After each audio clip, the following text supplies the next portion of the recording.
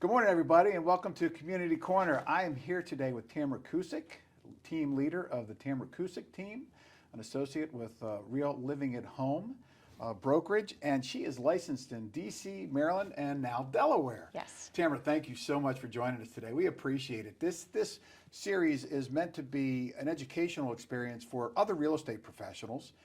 From experts like you and to the consumers. So we thank you for taking the time to join us today. Thank you for having me. Glad to be here. Thank you. This is one of my favorite questions of all time. I always love to ask people how they got into real estate because real estate agents come from so many different paths. Can you share your story? Sure. So real estate was kind of a change in the road for me that I wasn't expecting. When I got married and started having kids, I worked in the nonprofit sector for my entire career, whether it was in an animal welfare organization or a medical organization. I worked in nonprofits, and in nonprofits, people work there because they have a shared passion, and they don't necessarily pay the highest wages. But the job itself is very rewarding for the work you're doing. But once I started having kids and got ready to go back to work, putting them in, getting them into daycare and, preschool was well more than the paycheck. Right. So it was actually my husband who had suggested, hey, how about real estate? You've always liked looking at houses, and I like looking at them.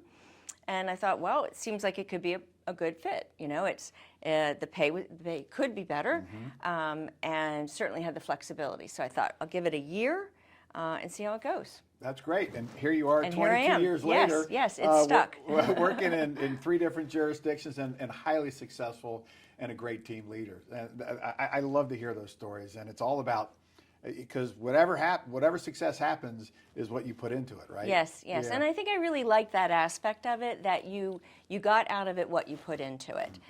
You working for yourself, and in real estate you really are working for yourself. You work under a broker, but you're an independent contractor.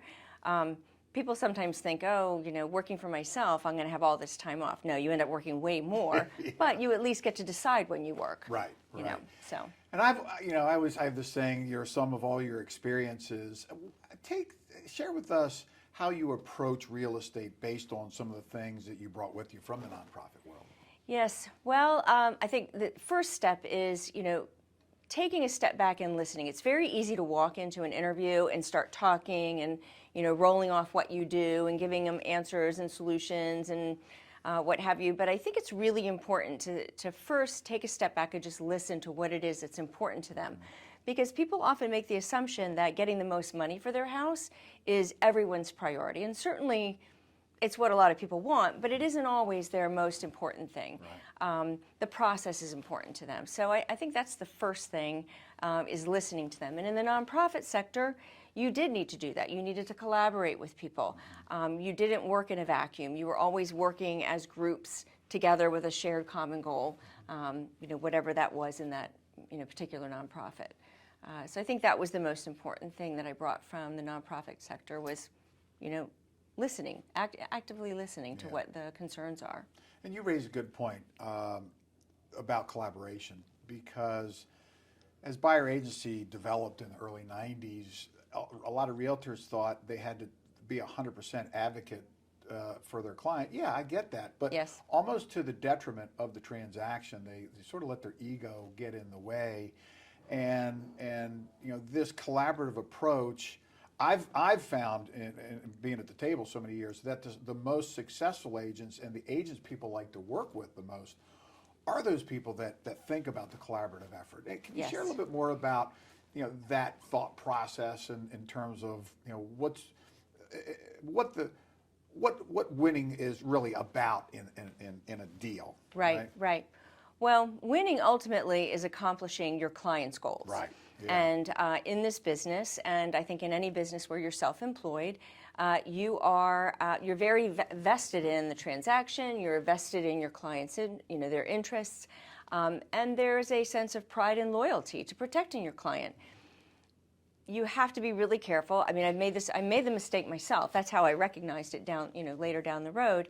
It becomes very easy to get in this defensive position where you're protecting your client in a way that you think is what's best for them, but it may not be what they want. And so agents can really, in in an effort to protect their clients, let their own ego get in the way, where it becomes a battle of wills and a desire to win versus finding the common ground and the solution that works best for both the buyer and the seller. Ultimately, I have found that is what most parties want. They typically don't want to conquer the other, party in the transaction. The buyer doesn't want to, get a huge deal off the seller, and vice versa. So figuring out what the client wants and keeping that as your target, keeping the client in the loop, and then having those conversations, where you set your ego aside with the other agent and say, look, how can we work together to accomplish both of our clients' goals? As you developed your career in real estate, are there any particular geographic areas that you've liked to focus on? And if so, what are those? So I started in real estate living in Silver Spring. So Montgomery County was, of course, a natural fit. My office was in Northwest DC, so that was a natural fit. Gotcha. So I immediately started off with my Maryland and my DC license. And my mother, who formerly was a financial planner and stockbroker, always advised me to buy what you know. And so I took that same approach within my real estate market, work towards representing clients who live in my community and in areas that I know. Certainly, living in Silver Spring, I could have had higher dollar listings if I went out to Potomac, but I didn't know Potomac. I didn't live there. So I really focused on what was most proximate to home. And of course, with small children, that made a lot of sense as well. Sure, that's right. As the kids have grown, and I'm nearly an empty nester, we do spend a lot of time at the Delaware Shore, and so I thought that could be my next area to work. I spend a lot of time down there, and so it's a natural transition to incorporating Delaware into my business. Sure. I still do a lot of the running back and forth, but as I grow my business in Delaware and manage it here remotely, for the summer portion, it's just a natural fit. There's so many people that seem to be retiring and moving from this area Yes. down to the coast, Maryland, the Maryland area, the coastal shore, and the Delaware coastal shore. Are you able to, do you have some clients that you're helping them sell up here and then also helping them buy down there? So that really was what got me into pursuing a Delaware license. That in and of itself. During the COVID years, I found I had more clients seeking early retirement than ever before. Wow. If they were within 3 years of retirement, they decided that they were going to, move outside of the area, sell their home in the DC area, and then either move to the shore, move to the Midwest, and if they got recalled by an employer, they would simply retire. So there was a big influx of people moving from the DC metro area to the shore, and so representing them on both of those pieces made the entire process much smoother. Wow. Wow. And so you mentioned that there's a lot of the clients that were of retirement age. And I know you do a lot of work with seniors, even older seniors. Can you share with us what are some of the special considerations that I would imagine there are a number of special considerations when working with seniors. Can you talk about that a little bit? Sure. There are a lot of considerations when working with seniors. The number one consideration I would say is that oftentimes they need assistance, and they need greater assistance from their realtor. They need assistance from family members, and oftentimes those family members are, not necessarily even geographically close. So I'm working with someone right now who's selling in Bethesda, and her son, who is helping her manage the entire process, is in California. So we do Zoom calls together, keeping the family looped in. So it's a stressful process for a lot of seniors. They've been in their homes many years, and it's emotional. So having the support of family is something that I find is very typical, and you don't necessarily see it in the other, non-senior related transactions. Prepping a home for sale also requires a different level of care. They're not necessarily in a position to be managing contractors or having people come and go. Particularly post-COVID, they're a little more uncomfortable with people coming into the home. So on my end, I've got to do a lot more facilitating project management for them to get their home ready. And then the other piece goes back to just listening again. What is important to them? Selling their home for top dollar, is a concern.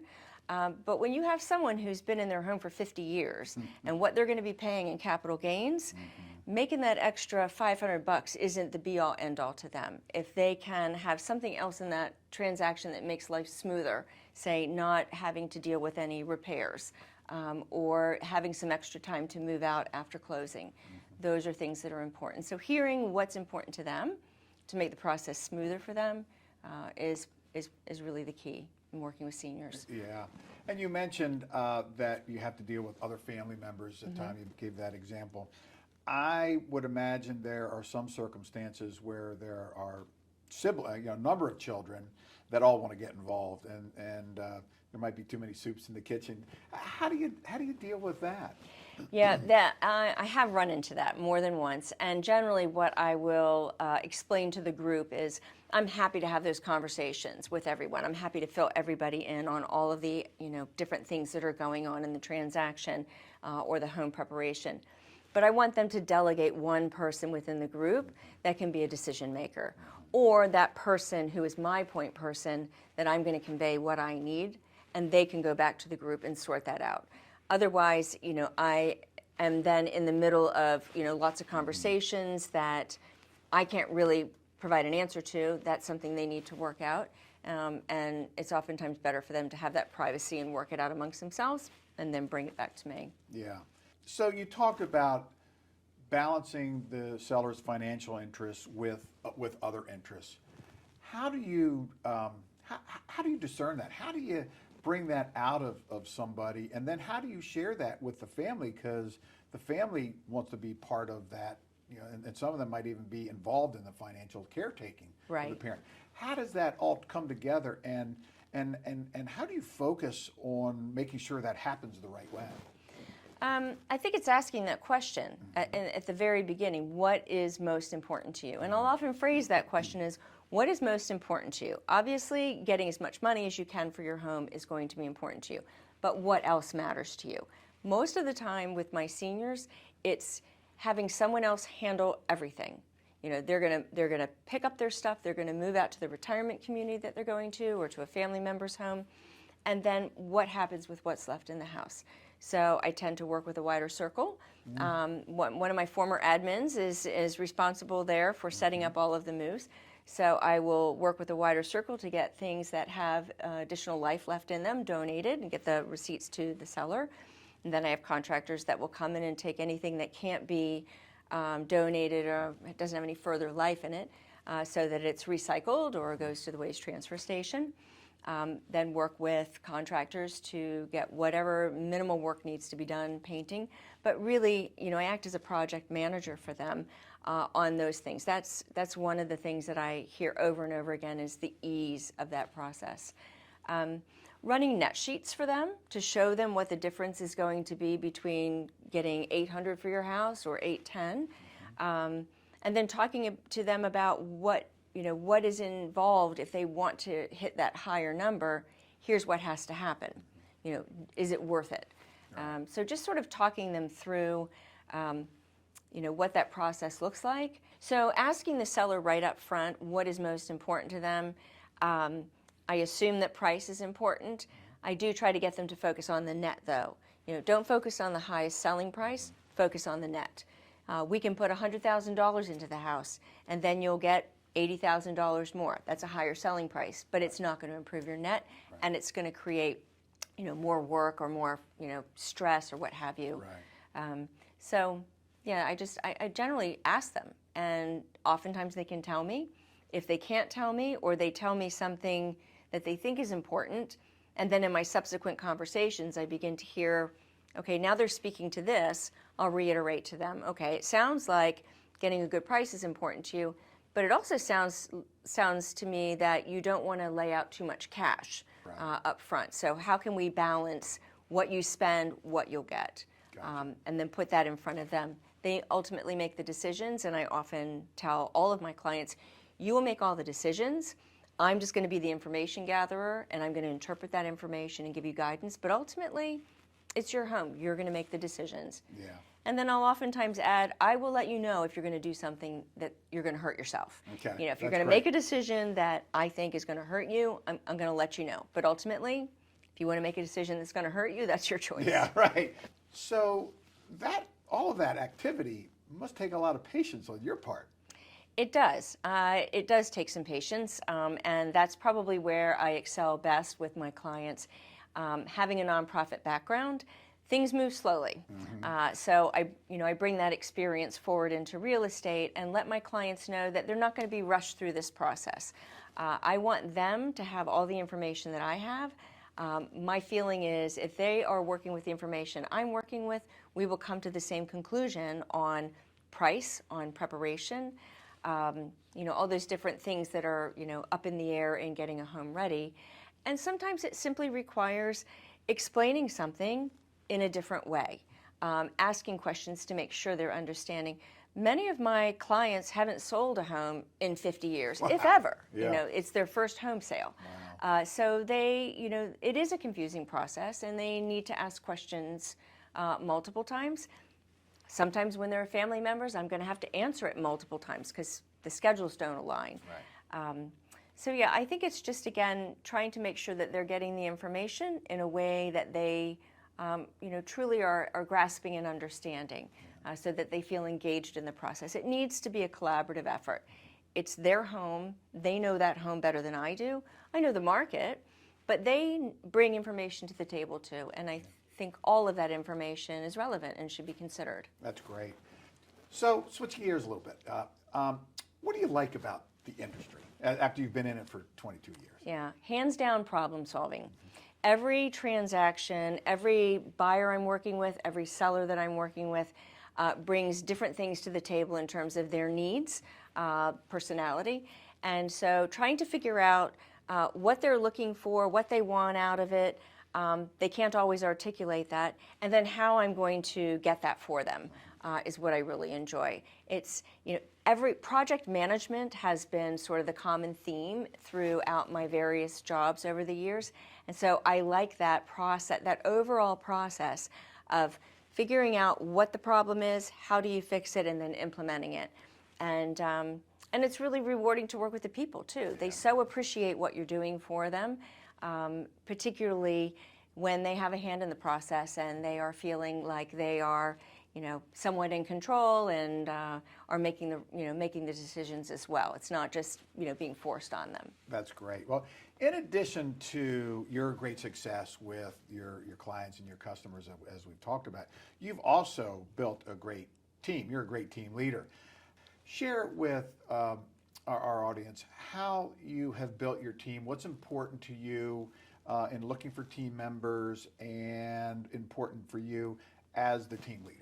Well, my team has changed over the years, but I will tell you that I have always been attracted to people for my team that are first and foremost kind and considerate, professional, know what they don't know, and that is very key within a team because I don't want them to feel like they have to have the answers to everything. Most of my team members over the years have been past clients, ironically. Really? Yes. Wow, yes. That says a lot about you. Yes, they, I like to joke that maybe they enjoyed the process of selling their home so much that they Right. ran out and got their real estate license. Wow. But that is true. The majority of my team members over the years have been people who I initially worked for. I look for people-oriented people because so much of real estate on the front end is the client's experience. Right. If they don't have a good rapport with you on the front end, they're not going to trust you on the back end, the technical pieces, the contract, the data. So they really need to feel comfortable with your bedside manner, much as you would going into your primary care physician. Agents who have good rapport with clients, have patience, have professionalism, and have that desire to learn and grow in the business are a natural fit for my team. What do you see happening in the industry over the next year, 18 months, sitting here in October of 2023? I think that the biggest change that I have seen, and it has been slow and gradual, creeping into the market, is that buyers tend to delay purchasing their home. I'm seeing more and more buyers who aren't focused on buying a home as their first priority for their family. They want to stay a little more liquid, figure out where they're going to land for the longer term. When I started in real estate, most of my clients were like on a 3 to 5 year plan for a home. which is pretty expensive. And I think people have picked up on that. So buyers are now delaying their first purchase, staying a little more liquid, staying a little more mobile as they advance in their careers, and waiting to purchase when they're a bit settled in their family, in their career. So, you know, it's interesting you say that they're pushing the milestones back. My wife and I, we bought a home even before we got married. I mean, it was, and a lot of our friends did that as well. That was a long time ago. Yes. But it is interesting to see how many things, how that has changed. And I get it, with the interest rates going up. Yes. They're going to wait. But sellers, you're still finding sellers, especially seniors, are still wanting to sell, right? So Yes. there's still these opportunities for people to find a home. Right. I mean, in the current market with inventory so lean, that whole process has created, there's been some delays in when someone gets ready to sell, because if they are moving into another home, the inventory for them to move into, selling their home is not an issue. Getting them into a new home in a timely way can be an issue, or can be a concern. But sellers do still want to sell. Those who are moving into retirement communities, it's pretty easy. They've got a destination that they're going to have some space to go to. But there has been a little bit of a learning curve over the last couple of years for sellers. We came into the beginning of COVID, everyone thought the market was just going to be flat and die, and it took off. I know.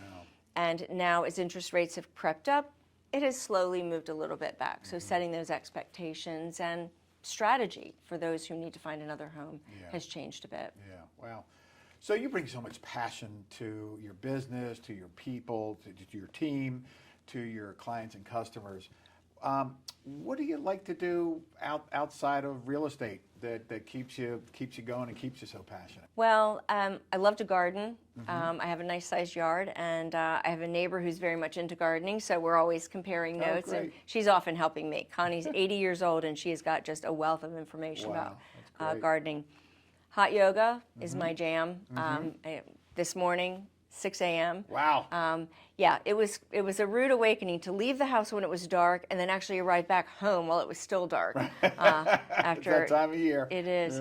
So anything that kind of gets my mind clear, like yoga, hiking. We've got lots of great trails. I've got Rock Creek Park Trail down the street from me. So yeah, I love working with people. But then when I need a break, it kind of needs to be sort of my time to not be around people and just be with myself or nature.